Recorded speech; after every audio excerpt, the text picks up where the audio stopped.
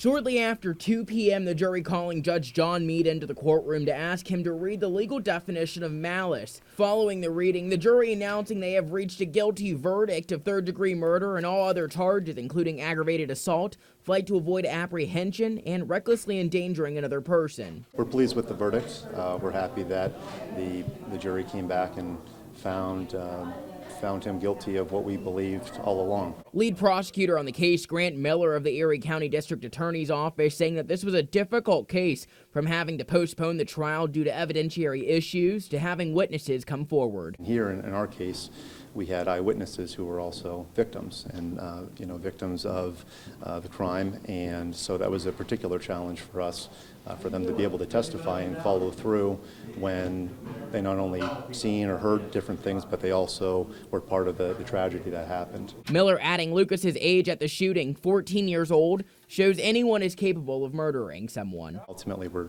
trying to seek some amount of justice and some amount of accountability. And, certainly our office doesn't take any pleasure in,